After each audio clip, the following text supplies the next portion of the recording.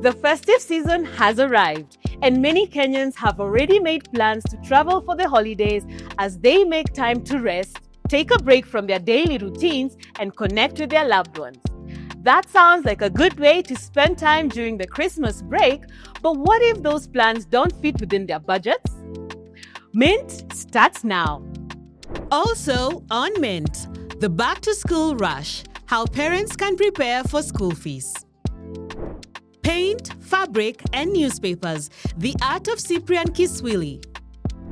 The Bottle Boss, how Kiseki is giving waste a second life. Earn it, spend it, save, invest. Earn it, spend it, save, invest. Mola, kila siku niko chesa. Mola, make more bila stress. Mola, kila siku waste. Mola, make more bila stress. Many of us agree that holidays are worth spending on. After all, they bring joy, create memories, and offer a much-needed break from daily life. However, they are also costly because transport, food, accommodation, and experiences do not come cheap. These expenses increase further during peak seasons such as Christmas due to higher demand for goods and services. On Money Moves tonight, we ask Kenyans whether it's a wise financial decision to borrow for a holiday or to save up and enjoy it stress-free. Earn it, spend it, save, invest. 'Tis the season for giving, making merry and creating memories with friends and family. For some, that means the beach is calling, flights are filling up, and road trips to Ushago are beckoning. But what if your wallet is not ready? The big question is, should you take a holiday loan to fund that trip? For many, a holiday is a luxury, not a necessity. And that is where our conversation begins. I feel like holidays are sort of a luxury. So if you don't have the money to celebrate, opt for a cheaper option. Going for an holiday is not an emergency, it's something you have to plan for. I think taking loans, first of all, as a concept is silly. Unless you really have a good reason to take a loan. Loans are very expensive from experience. So for whatever the reason, I try and avoid loans by all means. That's including when going for a holiday. I'd rather save. Saving rather than borrowing appears to be the wiser choice. And the reason?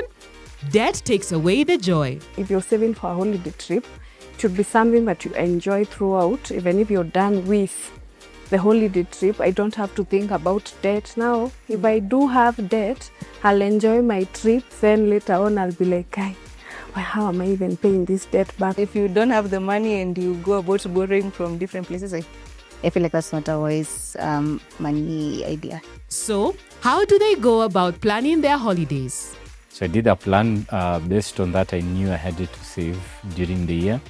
And my target was to be able to have the money by around September, latest October, for December. I usually put my money in money market. My last holiday, I saved for over a year for me to be able to go for that holiday. So I was saving a given percentage from my salary for that holiday. And sometimes, mom picks up the tab. I went with my mom, so she was doing most of the spending, but I was chipping in a bit. Holiday costs can quickly add up, and these are some of the items that drain their budgets. Food, transport, Ubering around, entertainment, obviously, you go out, drinks. Mostly transport, but it's most especially food. Yes, I love exotic foods. Last year specifically, the major cost for me was motoring. Because the journey we were going as a family and it had to involve a lot of motoring. And that was a major cost. But apart from that, usually it's accommodation. Ultimately, the amount spent on a holiday depends on one's personal financial situation and priorities. But is it financially wise to allocate a large amount of your money to travel? Yeah, if you have it, why not? Spend as much as you want. You have to treat yourself. You have to experience a good life as you work. If you enjoy traveling, spend every coin you have on that. If you've planned for it well, then you just go for it, yes. Earn it, spend it, save, invest. January is around the corner, and that only means one thing. The back to school rush is almost here. A new school year for many means new books and new uniforms. It comes with pressure, planning, and parents' pockets feeling lighter than expected. Tonight, we speak to parents about how they manage school expenses, the challenges they face, and the hacks they have learned. Back to school season starts with the little ones at the center of it all.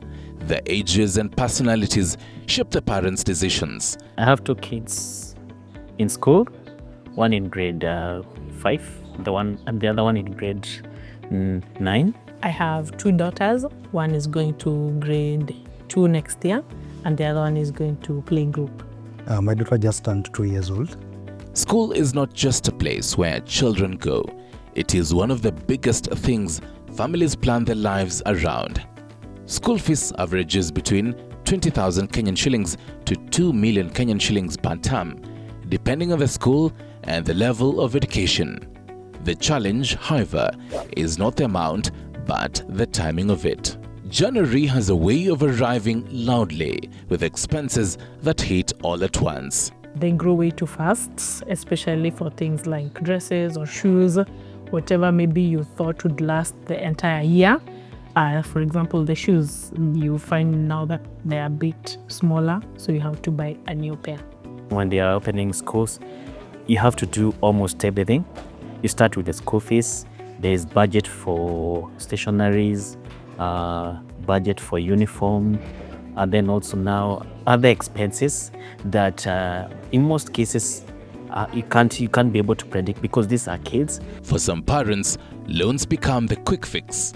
For others, the last resort. So, how can you navigate this sensitive decision? It will depend with an individual. But you can, depending on the financial situation maybe you are facing, you can opt for a loan, but with a caution. Would you be able to service that facility? I wouldn't recommend taking loans for school fees because number one, school fees is not an emergency because it's something that you pay 3 times a year. So probably budget for it if it's even monthly. Put aside even if it's 10K or 20K, so that by the time a new term comes around, you have something even to, I don't know if they put deposit for school fees, so that even if you don't come up with the whole amount, you have something at least. Planning ahead is a shared challenge for every parent, but it has to be done. Whether it is to avoid the January rush or simply create breathing room, every family finds their own way of preparing for the next school term. My strategy is saving in our money market fund currently. And also the good thing is every year I see what my kids' school does is they give you a discount if you pay early. So for example, Bana, if I pay before say December 15th, I get a 5% discount. So who wouldn't want to enjoy a few thousands of school fees? I usually pay my school fees before Christmas to ensure that that burden of now having to think where would I get money to pay school fees or maybe I was spent during the holiday season.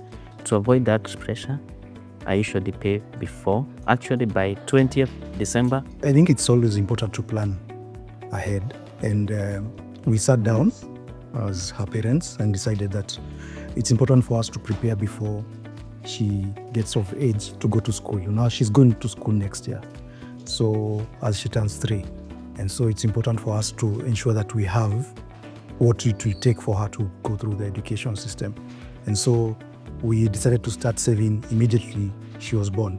Currently, how we save it is that we have 2 accounts that we are saving in. We both belong to a SACCO, and the SACCO has a school fees account. So each of us puts in some money in their school fees account. January fees can be heavy, and parents have learned different ways to soften the blow. Start by even paying the school fees in November. Because after December, it's the January hangover. And even if you want to borrow from your friends, no one has money to give you. So yeah, plan way in advance. Put aside a little something every month so that by the time January comes around, you're not hopping around from bank to bank or the mobile money loans to pay school fees. If you are paying for school fees in January, pay it early before you get into the Christmas period, if that's what you need to do. The other thing is that you, for next year, start saving in January. It helps to ensure that you don't have a backlog of expenses towards schooling. And so for those who have not been preparing for it, it's time now to think, before I spend my money in December, how fast can I sort out the school fees issue, and then think how to go ahead of that. Back to school season hits every family differently, but one thing stays the same. Planning better makes the journey easier. Whether you're a new parent who is planning ahead or you're managing the yearly January rush, every step towards preparation helps. Let's take a short break. We'll be right back. Coming up, The Bottle Boss, how Kiseki is giving waste a second life. Earn it, spend it, save, invest. Moolah, kila siku waste that moolah, make more bila stress. Welcome back to Mint, where we explore the world of personal finance, making it simple and relatable for you. Whether you're looking to earn, spend, save, or invest, we've got you covered. Earn it, spend it, save, invest. There's a saying that goes, talent pays. This adage rings true for visual artist and creative designer Cyprian Kiswili, who recognized his artistic talent at a young age. As a boy, Cyprian was always drawing and sketching in his free time. Now, as an adult, Cyprian has remained faithful to his God-given talent. He paints, draws, and designs for a living. His story exemplifies the importance of pursuing your passion to realize your lifelong dreams. Listen in. From a young age, Cyprian Kiswili enjoyed drawing and sketching and continued to perfect this skill throughout his school life. When the time came to join university, Cyprian didn't struggle to choose a course. He went with his passion. I studied art and design as a subject. I was fortunate to be one of the best students in the country, the KCSE. And after that, I got enrolled in design school in UON for my bachelor's undergrad. And I was able to win a design competition that was global, and that was facilitated by BAT. It was a sneaker design. And after that, I think that's actually when reality sank that this is what I was meant to do.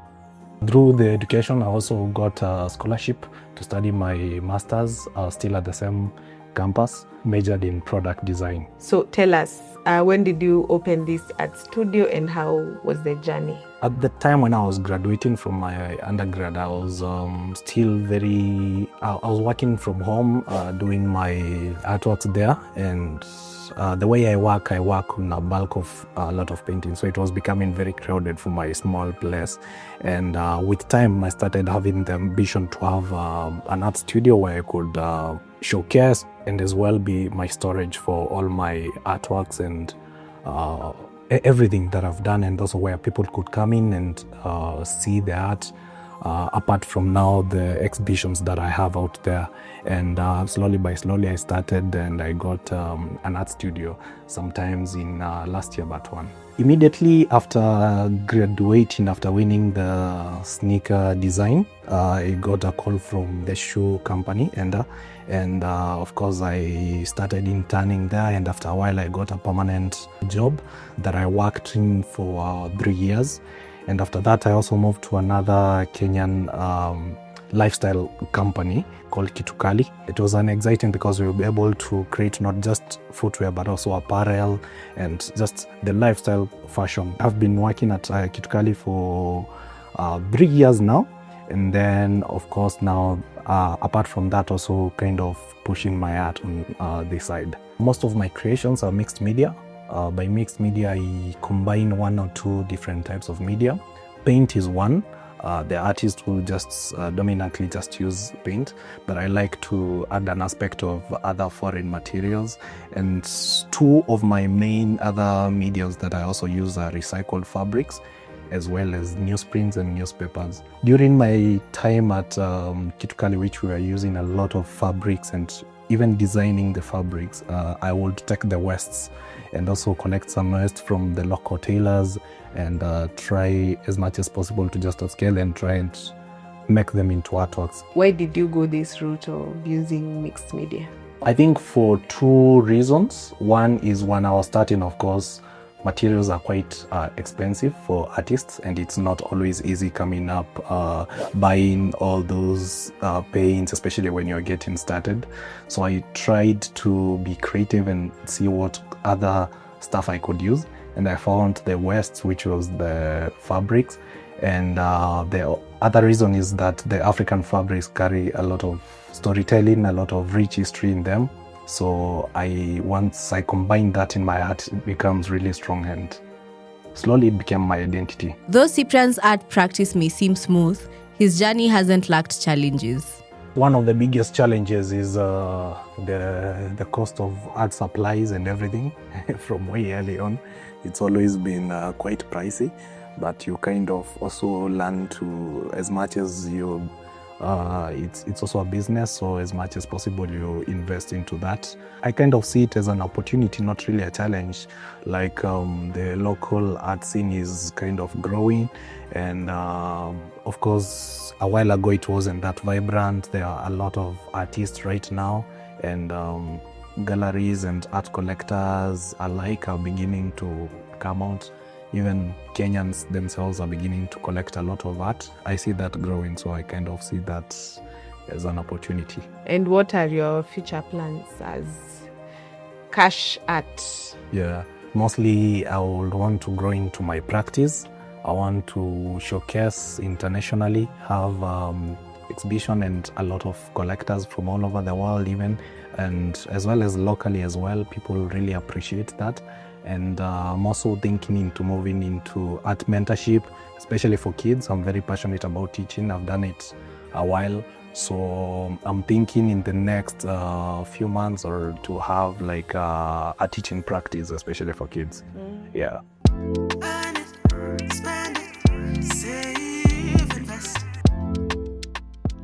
On Boss Moves tonight, we meet engineer James Mwendwa, the founder of Kiseki Limited, a company that recycles and upcycles glass bottles into repurposed glassware, chandeliers, art, and vases.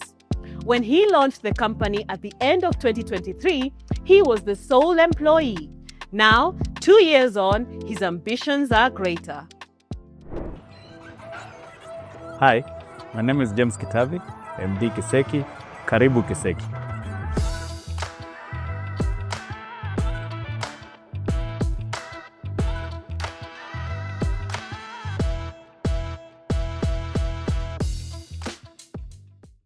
Plastic was well taken care of, but glass waste, nobody was thinking about it. So we decided as Kiseki to measure our recycling business on glass waste. And glass itself can be recycled infinitely without losing quality. Engineer James Mwendwa had been working in waste management for 15 years until 6 years ago when he developed an interest in recycling. In 2023, his interest grew, leading him to establish Kiseki Limited. Kiseki, meaning miracle, in Chinese and Japanese, took about 2 months to register. So we are giving life to waste. This was being collected in a dump site somewhere. It had been forgotten about. It is waste. But we will convert it from trash to treasure, being a miracle. After consuming their beverages, most people discard the glass bottles. However, Kiseki, which has 2 collection centers in Kariobangi and 7 outside Nairobi County, collects them and takes them to the warehouse where they will be recycled and given new life. Kiseki processes between 60,000 and 70,000 bottles daily. At the warehouse, the bottles undergo quality checks. They are examined for size and brand name and finally inspected to see whether they contain any substances other than the intended beverage. The warehouse has two main lines, a glass cleaning line and a glass conversion line. Our washing line is manual by design because we want to create as many jobs, as many green jobs as possible. After cleaning the 250 ml glass bottles, the company sells them to beverage manufacturers. Mainstream and premium bottles, that is 750 ml and above, are repurposed into glassware, vases, chandeliers, or shot glasses for sale. Finally, in the case of broken bottles, Kiseki crushes them and sends them to its partners who are glass manufacturers for recycling into new glass products. We package them in either crates, that is if it's the glass bottles, or boxes, if it's the upcycled consumer glass product. And then they are ready now for release to the market, to our consumers and our customers. Initially, James was the only employee. However, the business expanded rapidly and now employs around 150 staff members who collect, sort, or wash bottles. Some of them work on recycling or upcycling the bottles into new products. About a month into it, we moved to a container house around that river in one of the areas where waste is dumped. We were there for about 1 month. Then we outgrew the place and moved here around April of 2024. Like most startups, Kiseki Limited faced several challenges as it was getting off the ground. When you are in this space of waste management and sustainability, banks are not an option. So we had to rely on my own investment, setting up the company, getting the initial employees and machinery. So that came from my pocket. Finding experienced glass cutters proved challenging, as did acquiring suitable glass cutting machinery. So we have had people who buy bottles, very premium prices, for counterfeiting. So we face that challenge where we're not getting as many bottles as we should get. When you work in waste, you're seen as waste. So people don't give you value.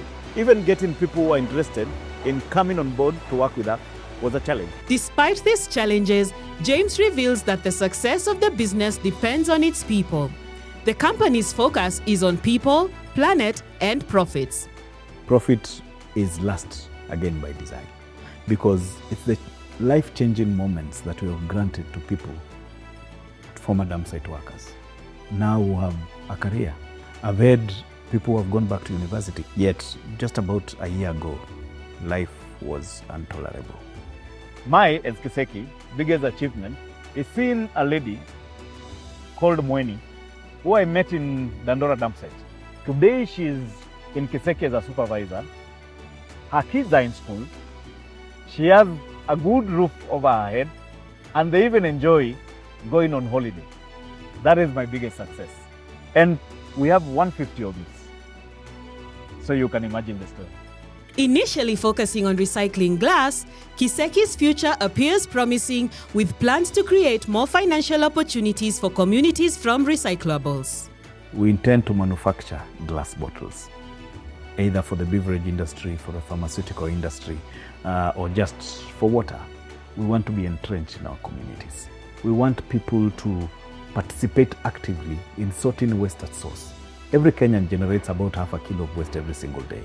If we did our part in sorting this waste, then it will not be a menace. It will become a financial, opportunity for even the people in the villages, because plastics can be sold, glass now can be sold, paper can be sold, food waste can be sold and converted to fertilizer. So Kiseki is looking to be at the center stage in transforming our whole ecosystem and how we view and value waste.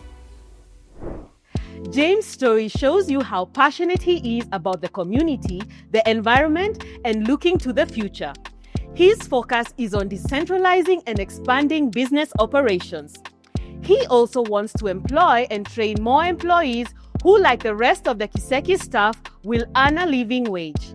As he continues to promote responsible sourcing, he is also striving to manage the waste recycling process from collection to post-conversion.